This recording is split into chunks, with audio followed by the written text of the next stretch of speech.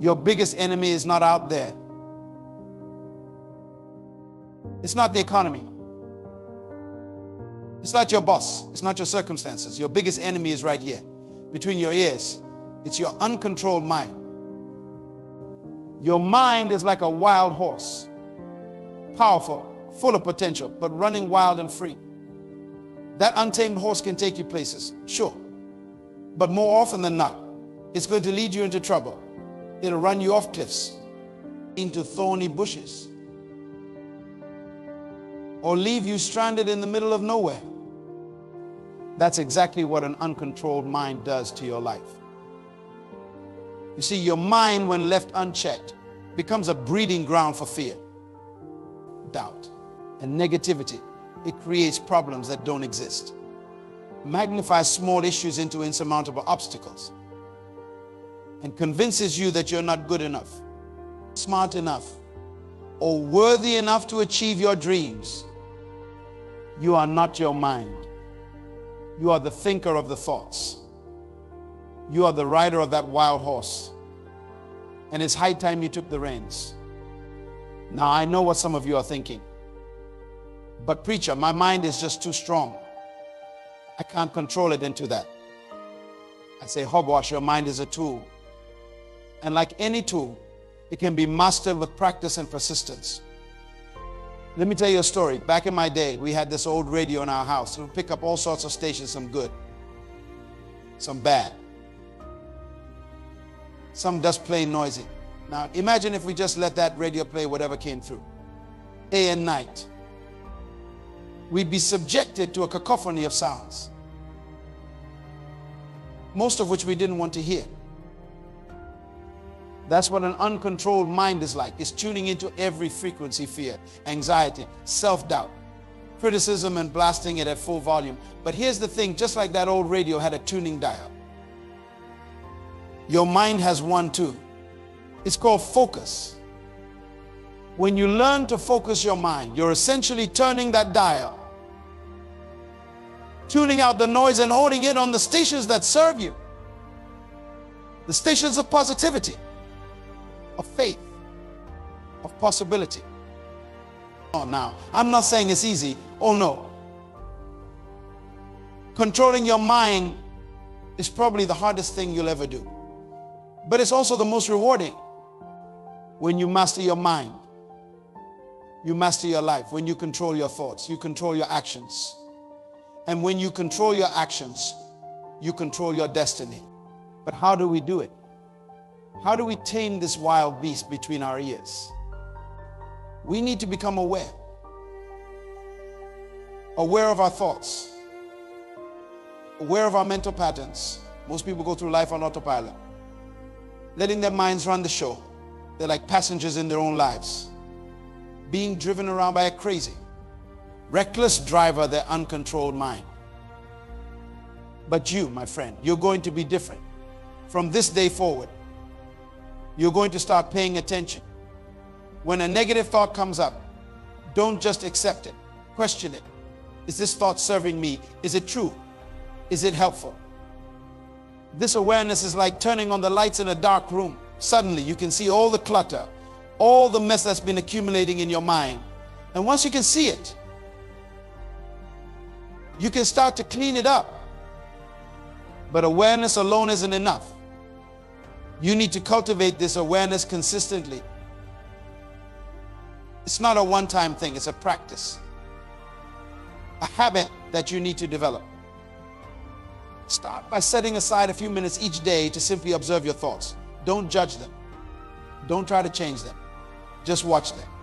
You'll be amazed at what you discover. You might find that your mind is constantly worrying about the future, or replaying past mistakes, or criticizing yourself and others. As you become more aware, you'll start to notice patterns. Maybe you always think negatively about yourself in certain situations. Maybe you have a habit of catastrophizing, always imagining the worst possible outcome. These patterns are the roots of your uncontrolled mind. But remember, awareness is just the first step. It's like diagnosing a disease. It's crucial. but it's not the cure. The cure comes with the next steps. We need to practice mindfulness. Now, I know that word might sound a bit new age to some of you, but stick with me. Mindfulness is simply the practice of being present in the moment. It's about focusing on what's happening right now. Rather than getting lost in worries about the future or regrets about the past. You can start small. Take a few minutes each day to just sit quietly and focus on your breath. When your mind wanders, and it will, it will gently bring it back to your breath. This simple practice is like lifting weights for your mind. It strengthens your ability to focus and control your thoughts. Now, some of you might be thinking, but preacher, I don't have time to sit around focusing on my breath. I have things to do, and I hear you. Life is busy. But here's the thing, mindfulness doesn't have to be a separate activity. You can practice it while you're doing other things. When you're eating, really taste your food. Feel the texture. Savor the flavors when you're walking. Feel your feet touching the ground. Notice the air on your skin. The sounds around you when you're talking to someone. Really listen. Don't just wait for your turn to speak, but truly hear what they're saying. This kind of mindfulness does two things. First, it trains your mind to focus. And second, it helps you fully experience and appreciate your life. You'll find that when you're truly present, a lot of your worries and negative thoughts just disappear. But mindfulness isn't just about the good times. It's also about being present with difficult emotions and experiences. When you're feeling anxious or angry or sad, don't run from these feelings. Don't try to numb them or push them away. Instead, observe them mindfully. Notice where you feel these emotions in your body. Are your shoulders tense? Is your chest tight? Is your stomach churning? By observing these sensations without judgment, you create a little space between yourself and your emotions. You realize that you are not your feelings. You are the awareness that experiences these feelings. This is a powerful realization. It means that no matter what you're feeling, no matter what thoughts are running through your head, there's a part of you that remains calm and undisturbed. Like the deep ocean that remains still even when there's a storm on the surface. We need to fill our minds with positivity. Your mind is like a garden. If you don't actively plant good seeds, weeds will grow. And let me tell you, the weeds of negativity grow fast and they grow strong. So, start your day with positive affirmations. Read uplifting books. Surround yourself with people who inspire you and challenge you to be better. Guard your mind like it's the most precious thing you own, because it is. I'm not talking about some kind of fake positivity where you pretend everything is perfect and nothing bad ever happens. That's not realistic. And it's not helpful. I'm talking about a grounded, authentic positivity. One that acknowledges challenges but believes in your ability to overcome them. Start each day by affirming who you are and what you're capable of. Look in the mirror and say, I am capable, I am worthy, I am strong. It might feel silly at first, but stick with it. Your mind believes what you tell it repeatedly. And be careful about what you feed your mind throughout the day. The information you consume, the conversations you have, the shows you watch, all of these are food for your mind. Are you feeding your mind junk food? Or are you giving it a balanced, nutritious diet? Be particularly mindful of the people you spend time with. You've heard the saying, you're the average of the 5 people you spend the most time with. There's a lot of truth to that. If you're surrounded by negative people who are always complaining and never taking action to improve their lives, guess what? That negativity is going to rub off on you. On the other hand, if you surround yourself with positive, Motivated people who are always growing and pushing themselves. You'll find yourself naturally becoming more positive and motivated too. You can't just passively absorb positivity from others. You need to actively contribute to creating a positive environment. Be the person who lifts others up. Be the one who finds solutions instead of just complaining about problems. When you put positivity out into the world, it comes back to you multiplied. We need to take action. An uncontrolled mind loves inaction. It thrives in the realm of what ifs and if onlys. But action is kryptonite to negative thinking. When you take action, you prove to yourself that you're not a victim of your thoughts. You show your mind who's boss. When your mind tells you you can't do that, you do it anyway. When it says you're not good enough, you go out and improve yourself. Action creates a positive feedback loop. When you take action, you build confidence. When you have more confidence, you're more likely to take action. It's a virtuous cycle that can completely transform your life. You can't wait until you feel ready to take action. If you wait until you feel completely confident and prepared, you'll be waiting forever. The secret is to start before you feel ready. Take that first step, even if it's small. Want to start a business, but your mind is telling you you're not ready. Start small. Do some market research. Write a business plan. Talk to potential customers. Each small action will build your confidence and silence those doubting voices in your head. Scared of public speaking, but need to do it for your career. Start by speaking up more in meetings. Then maybe join a local speaking club. Then volunteer to give a presentation at work. Gradually, you build your skills and your confidence. Remember, courage isn't the absence of fear. Courage is feeling the fear and taking action anyway. And every time you do this, you're showing your mind that you're in control, not your fears. Now, I want to address something important here. Some of you might be thinking, but preacher, I have real problems. It's not just in my head, and you're right. Life can be tough. We face real challenges, real obstacles. Your uncontrolled mind will make those problems 10 times worse than they actually are. It will blow them out of proportion. It will paralyze you with fear. It will convince you that there's no way out. On the other hand, a controlled mind will help you see opportunities in your challenges.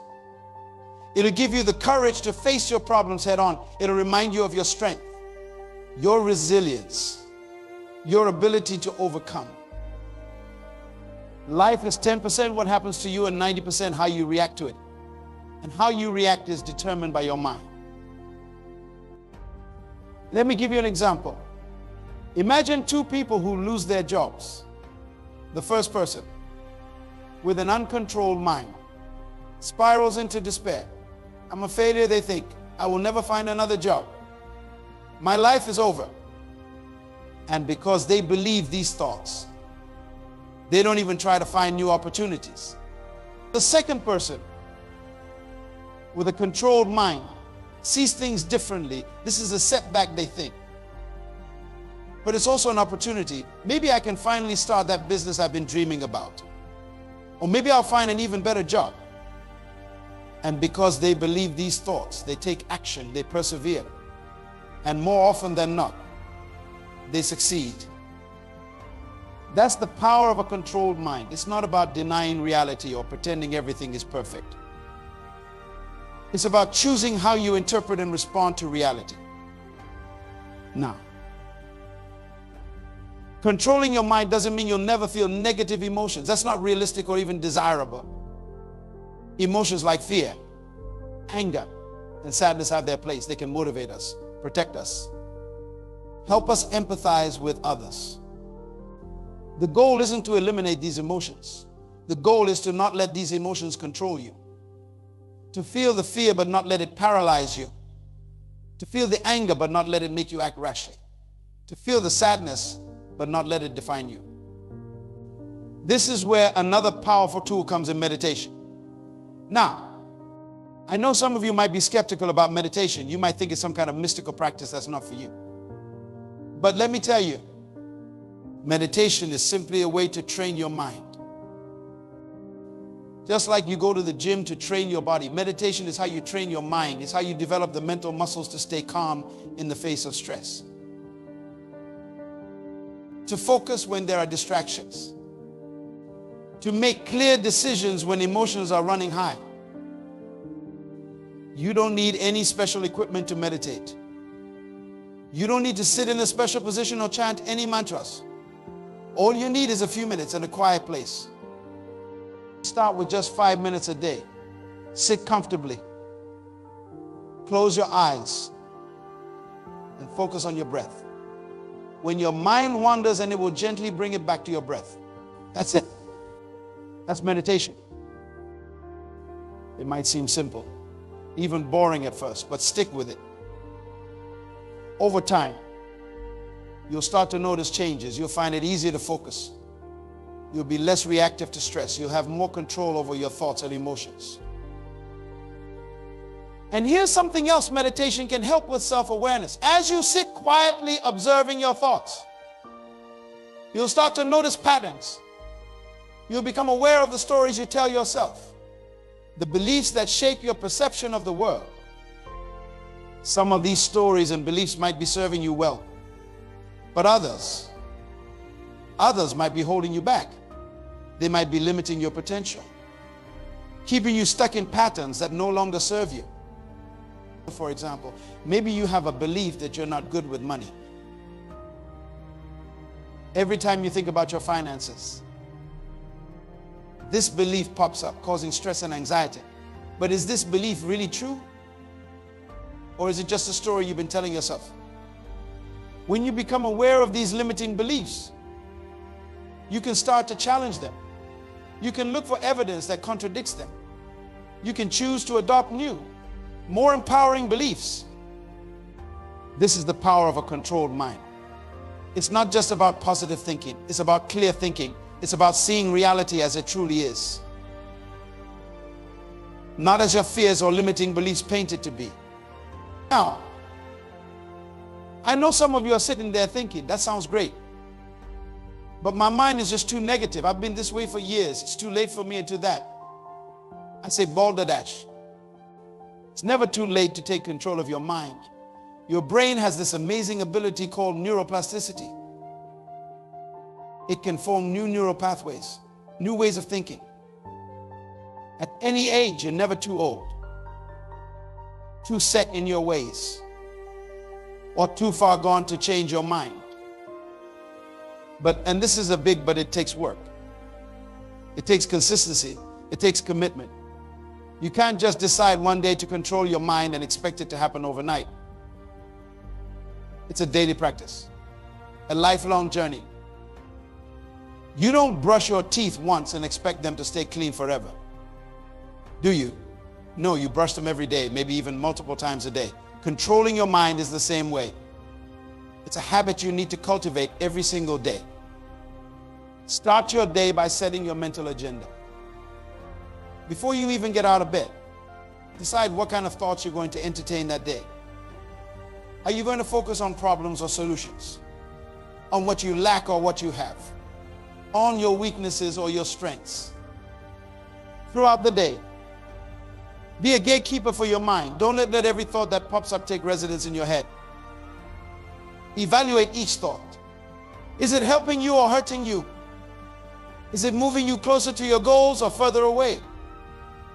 And at the end of the day, review.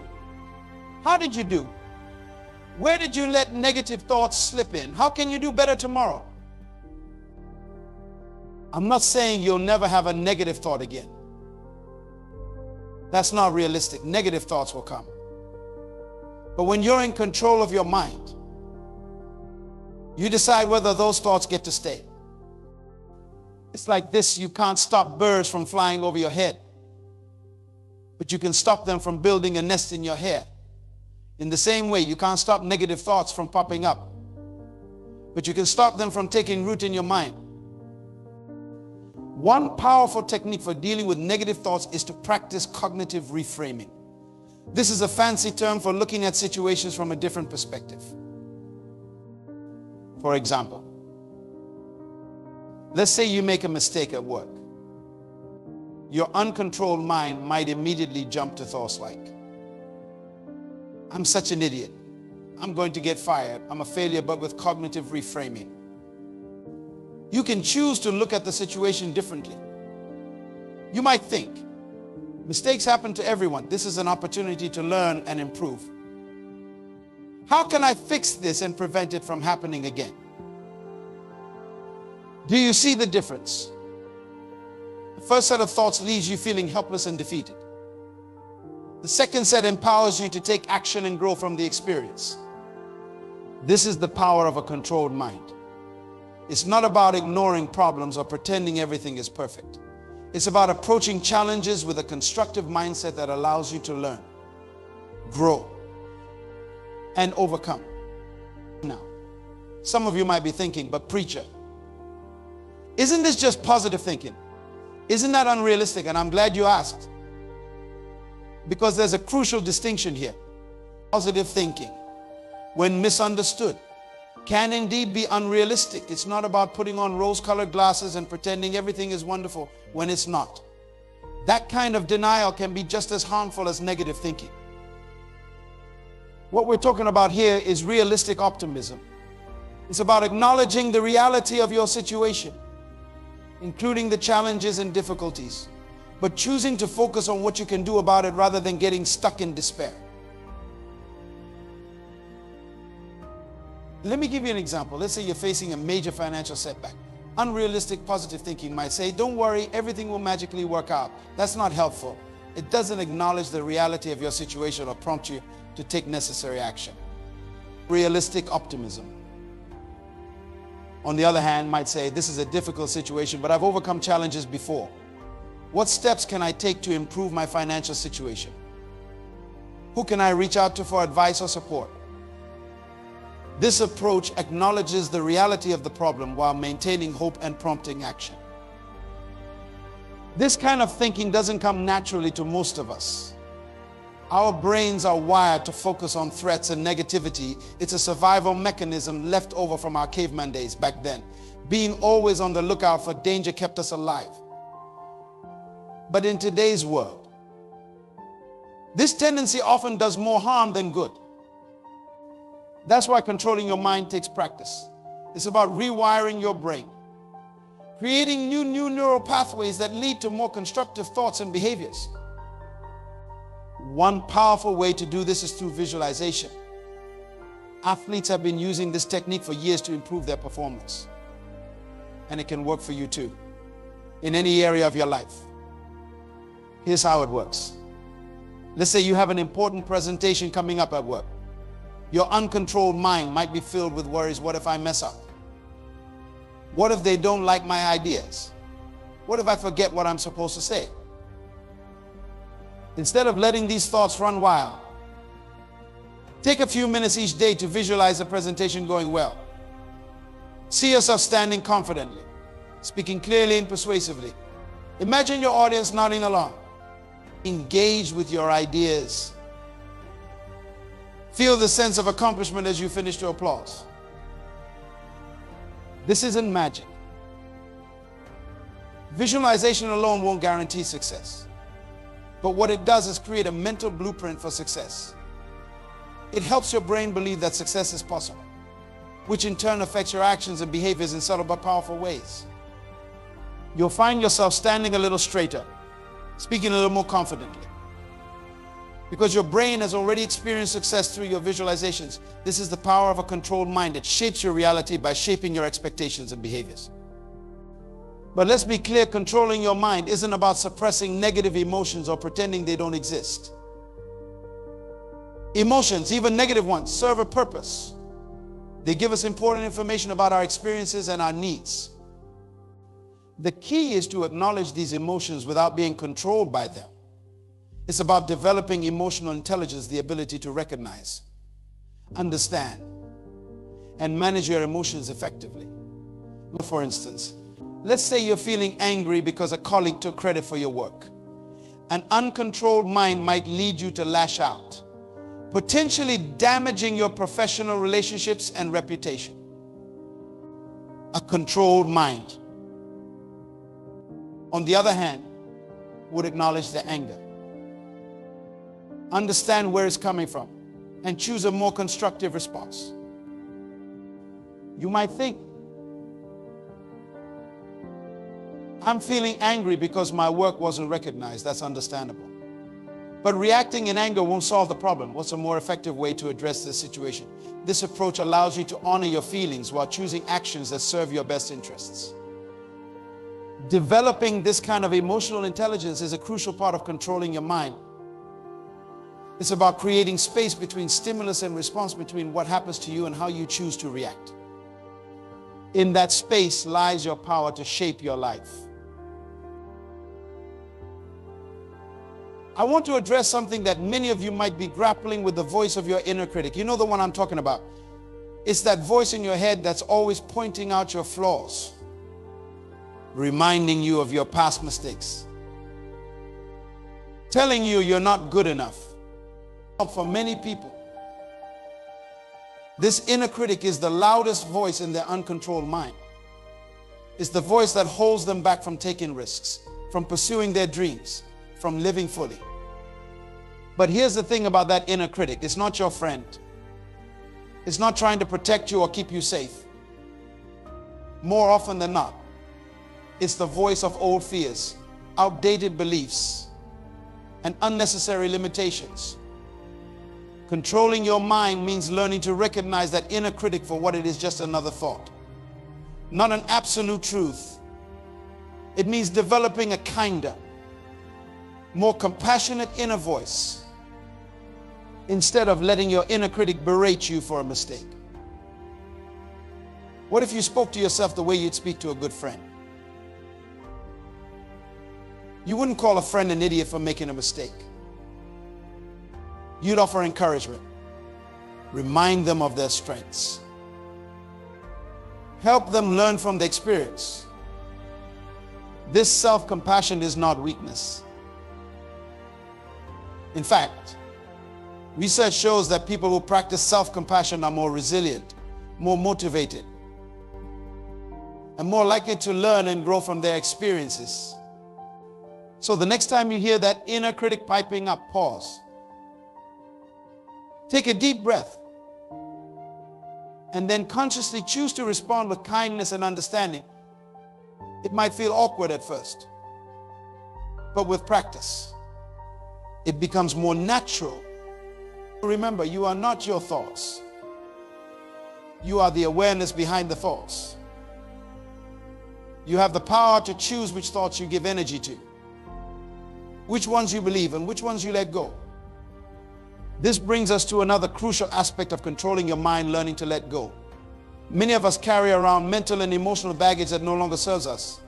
Old grudges, past regrets, outdated beliefs about ourselves and the world. Letting go doesn't mean forgetting or pretending these things didn't happen. It means choosing not to let them control your present and your future. Imagine you're on a journey carrying a heavy backpack. Along the way, you've picked up rocks, some small, some large.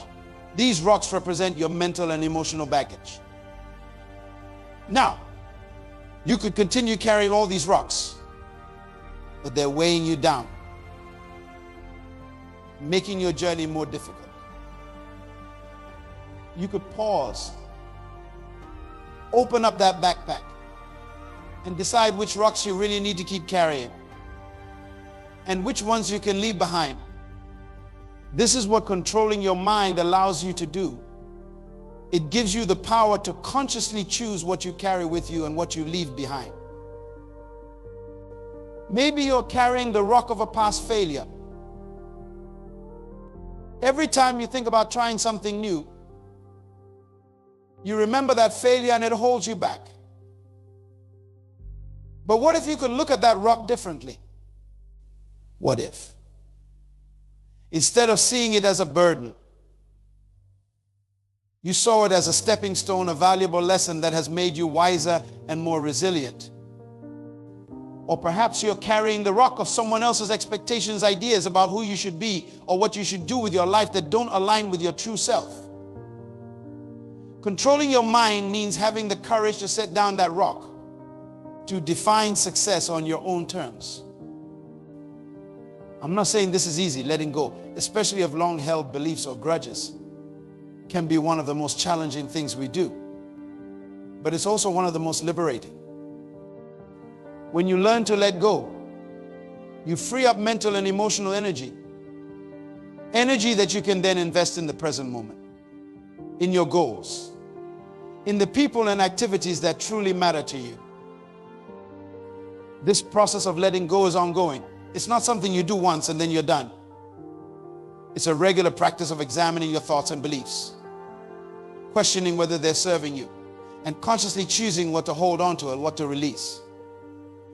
And as you practice this, you'll find that your mind becomes clearer, lighter, more focused. You'll be better able to concentrate on what truly matters, rather than being constantly distracted by mental clutter.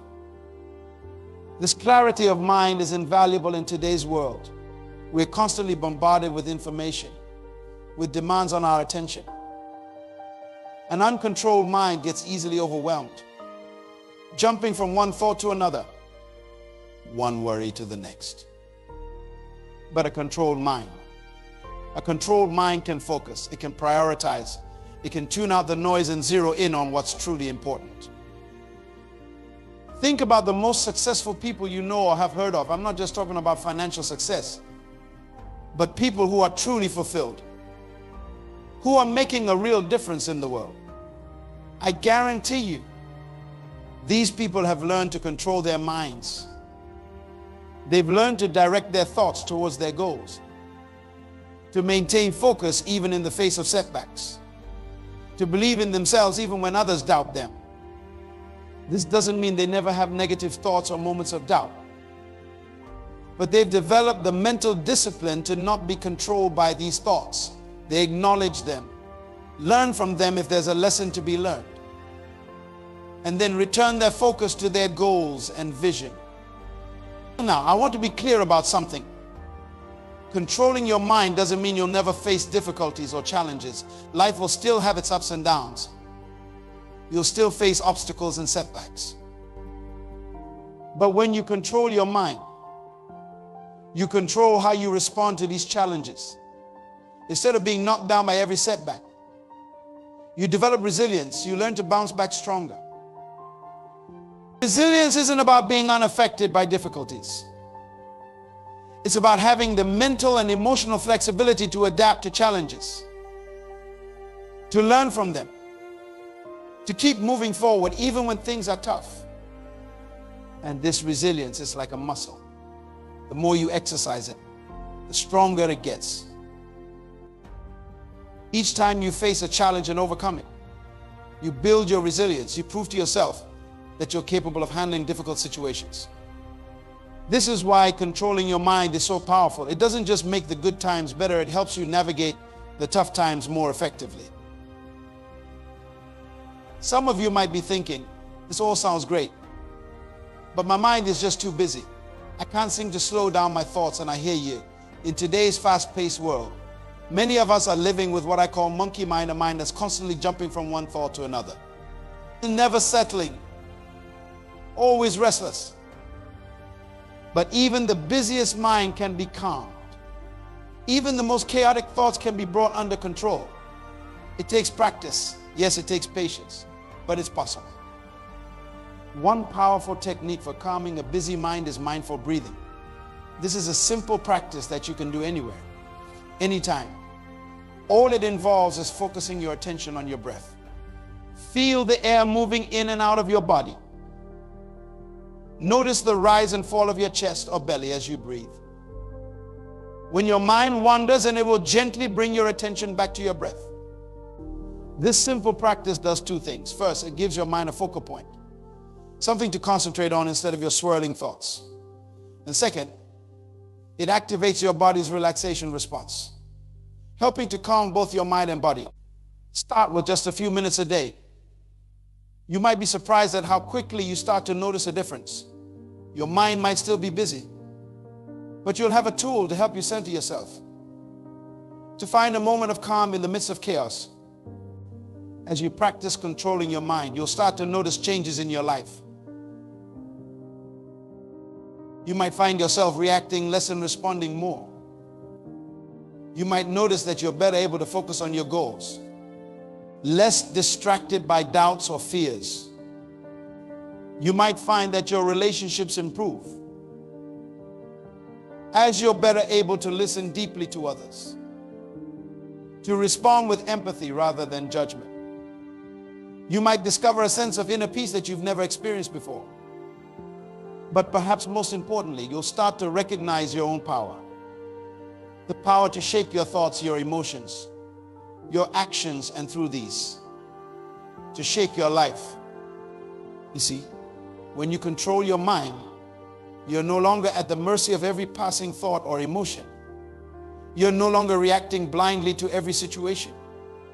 Instead, you're choosing your thoughts, choosing your responses, choosing the direction of your life. This is true freedom. Not freedom from challenges or difficulties, those will always be a part of life. But freedom to choose how you respond to those challenges. Freedom to define yourself, rather than letting circumstances or other people define you. And let me tell you, there's no greater power than that. So I challenge you today. Take back control of your mind. Don't let it run wild anymore. Tame it. Train it. Use it to create the life you want. Start small. Set aside a few minutes each day to practice mindfulness. Pay attention to your thoughts. Question your beliefs. Choose empowering perspectives. Be patient with yourself. Remember, you're undoing years, maybe decades of mental habits. It won't happen overnight. But with consistent practice, you will see changes. And as you gain more control over your mind, use that power wisely. Use it not just for your own benefit, but to make a positive difference in the world around you. Use it to spread kindness, to foster understanding, to create positive change. Your uncontrolled mind might be your biggest enemy right now, but your controlled mind can be your greatest ally, your secret weapon, your key to success and fulfillment.